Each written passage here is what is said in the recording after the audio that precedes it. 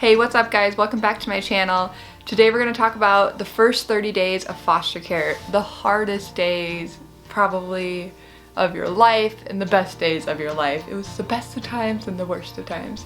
Anyways, our channel is all about adoption, foster care, motherhood, all sorts of fun things. We renovate our house, all sorts of cool stuff. So if you like any of that stuff, hit the subscribe button and let's get into this video.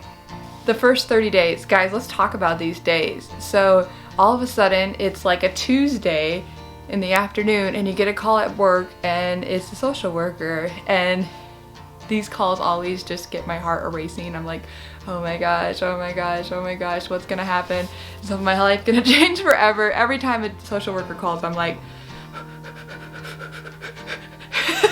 a little bit freaking out, a little bit like, oh my gosh, what's gonna happen? And they'll say something like this: hey Winter, we have a couple of kids here. Would you like to do respite care for us for them for the weekend of these dates? Or it would be like something like, hey, there's a few kids here. Can you adopt them? You have 30 minutes to decide. Here's their ages, here's their genders. This is me. I'm like, what's their name? Okay, cool. What's their behaviors? You know, trying to go through some things that like help me decide if this is the right placement for our family. Just because they have behaviors doesn't mean I'm not gonna say yes or no. Typically, if they're like younger than 2 or 3, we'll end up saying no, because that's just like our preference. And they'll sometimes when they're desperate, they call for all preferences. So we typically just say yes to the older kids because that's what we're used to, school age children. So, and I'm sorry if it's loud in the background of this video today. I have all my children home plus a couple of like some friends' kids because it was a cold day. Not a snow day, a cold day. It's like -20s outside. -20s. Not wind chill. Regular temperature. So it's a cold day today. So if you hear some noises, that's in the other room. They're playing Legos and being loud and being children. So kind of not sorry, but whatever. So you say yes to this child, so, or children. In our case, we had a couple sibling groups, so we say yes to 2 children, which I prefer. Then they have somebody to like talk to, and sometimes sibling groups are hard to place because there's multiple children, obviously. And so that first day when they come to your house, one time we only got a name written on a piece of paper for that child. It was like late at night and that's all they could give us. And then the next day we got the placement agreement. That was really rough because I was like, this feels weird. I feels like I just took someone's child, like, cause you did. Like it felt that way. It felt really weird. Like when we got Genesis and Gabriel, we went to a gas station in the middle of nowhere because they were from out of town, and we got their foster mom before us, who couldn't take care of them anymore, like just dropped them off, and we took them from the gas station from her. It was just really weird. It was just like, sometimes the social worker will drop them off at your house. That's preferred. So then like someone they kind of know is giving them to someone they know, you know, so it's a little bit a better situation. I really like that way the best, not in a weird parking lot, not in some strange place. I like it happening in her house, but sometimes things happen and it just, the drop off gets really weird. So that first 24 hours is just kind of a whirlwind. You don't want to like give them a lot of rules at first. You just kind of want to give them a tour of your house, make sure they know where they can put their clothes in their dresser, where they can sleep, where they can go to the bathroom, where the food is, make sure they know that they're welcome to food, that they're going to be able to eat, tell them what to eat, and a little bit of like prep. If you had a little bit of prep, normally you only have like a few hours, I would go to the store and get like macaroni cheese, hot dogs, corn dogs, pizza rolls, stuff that kids eat, all children eat, even if it's something that you don't like and prefer in your house, like as a preference, even if it's unhealthy, I would just get that food so that that child feels comfortable. We always just order pizza, like, because who doesn't like pizza, right? So we get pizza and that's what we do. Everybody eats pizza. Typically, we take, at least in the state of South Dakota, you get a voucher for $175 per child for clothing allowance if it's their first placement.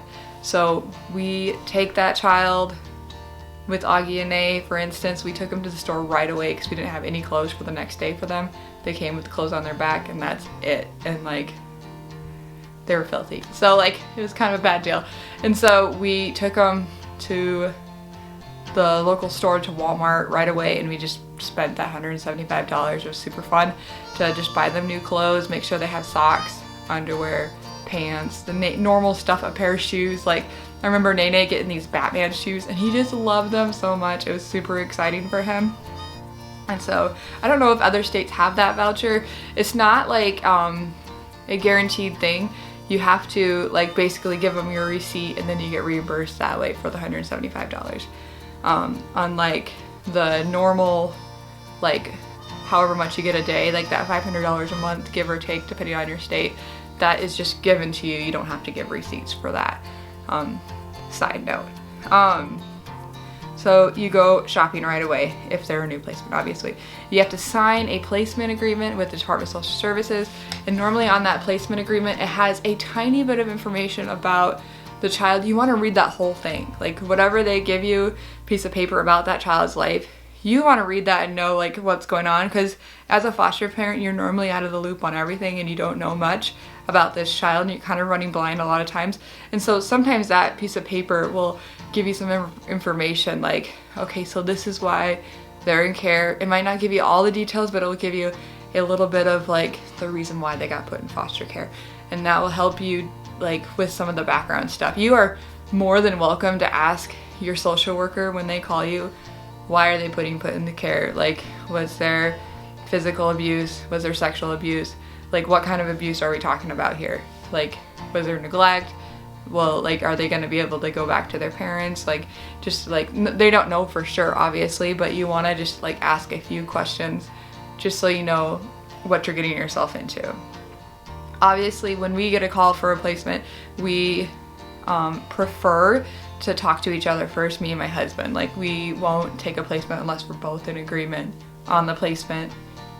We'll never do that unless we're both in agreement on the placement. So that is something that we do just for us. So I never say yes right on the spot. At least it takes at least a half hour, I would say, to make that decision. I would prefer 24, but you don't normally have that much time. So you kind of have to be mentally prepared for that. Right away too, if it's a school-aged child, you need to figure out when school starts. If like they're not in the same district, you had to go from a different town or something like that, you have to go to the school, call them right away in the morning, make sure you make arrangements. If they're a younger child, you want to figure out daycare for them, and they need to be a certified daycare registered with the state daycare provider. The state will help you pay for childcare if you need it, and they'll help you find a child care provider if you need it. They prefer you to find one yourself if they're registered, just to make their job easier, because they're really swamped as well. And you can also, if you find one for yourself, you can pick your own, and then like it's like your preference of your whoever you want to pick. So that's kind of nice. Also, just to like on a side note, it could take a few days to get a child enrolled into school. Because you'll have to track down that birth certificate and their social security number and all that stuff from their birth mom or birth father. And so you would have to, hopefully they're in the same school district. That would be ideal. Same teacher. If they're the same teacher, you go into the school, introduce yourself as the child's foster mom or foster father, just so that everyone's on board with that situation, and offer help and give them your phone number, make sure they know that you're their contact from that moment forward. And it's just good to let the school know that this child is in foster care and no one else is allowed to pick them up except for you or Department of Social Services, because of obvious reasons. If the bio parents aren't allowed in that child's life because of abuse yet, like, you would want to make sure they're safe. They get put into your care that first night. You try to make things really chill. You try to do something fun with them, figure out what they like to do, play a little game with them, try to make them laugh, make them comfortable. Be careful not to be super physical with them right away. They're obviously scared, obviously, if they're abused in different ways. You can kind of read their emotions in their manners and see what they're comfortable with. Typically, I like to watch a movie, make them feel like they can process a little bit, that they're safe, all these things. I tuck them in at night, pray with them, make sure they know that they're loved and cared for. It doesn't take me very long to fall in love with each child, so it's not that hard to do. You might get some tears and you might get some tantrums. Typically the first night you won't get too much of that though, I would say. In my experience, they're mostly in shock at that point. The tantrums come later on because then they're finally experiencing trauma, like they're experiencing the grief of what happened to them. So within a week you'll probably see some other behaviors come out, and so that's why they always call that the honeymoon period in there. So you'll see some of those things. So right after you have them in your home, you have a day after visit with the Department of Social Services, and then they'll be in your home every single week for 4 weeks, just checking up. Very super chill. Like Department of Social Services workers are amazing, social workers are amazing.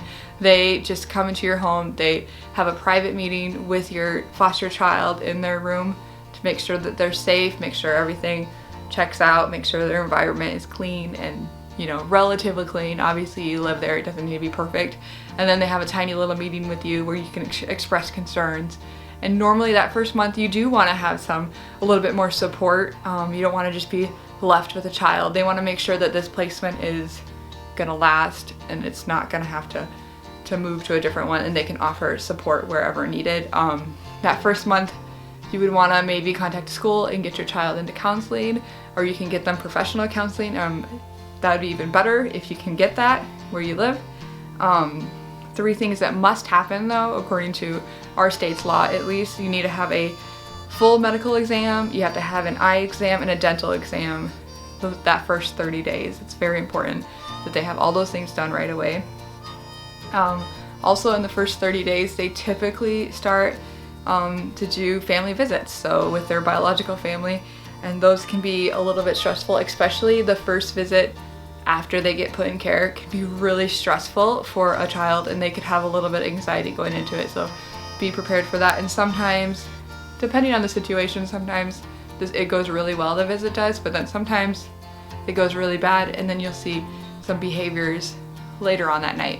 And so you always just want to like document everything you see in the beginning, because you are a little bit frazzled in those first 30 days. Like I know you are, you're like thinking in your head like, oh, I don't know. You just need to like breathe, write stuff down, because you're gonna forget. You're gonna be like, oh, I know that's really important. I'm not gonna forget to tell my worker that. But as soon as they come into the house, be like, oh, everything's fine, I think. But you're gonna want to write down every little detail. Documentation. It's super important part of being a foster parent and taking care of that child is documenting all their stuff, because it is a court case. So you want to make sure that they're being taken care of by you. So after they visit every single week for the next 4 weeks, the social service workers, they will come to your home only once a month after that, and it's not so bad after that. So like I said, like the first 30 days are just like the best of times and the worst of times. So if you're becoming a parent, but you're also experiencing the weight of somebody else's trauma, and so that is so difficult, but so beautiful all at the same time. It's amazing. And so I want to like reach out to you mamas that are going through it right now. I'm so proud of you. Trust me, it will get better. Kids can learn and they can grow, and they can overcome the difficulties that are in their life. I know that when our children first moved in, like the first few months were just like, oh my gosh, like, cause like you're on edge. Like sometimes you just forget to even breathe, you forget to even relax, you forget to rest, because you are so like engaged and focused on the situation at hand. But give it 6 weeks, it will get better, I promise you. It just takes a little bit of time. So that is the first 30 days of foster care, guys. If you guys have any other tips or advice, put it in the comments below of your experiences with the first 30 days of foster care.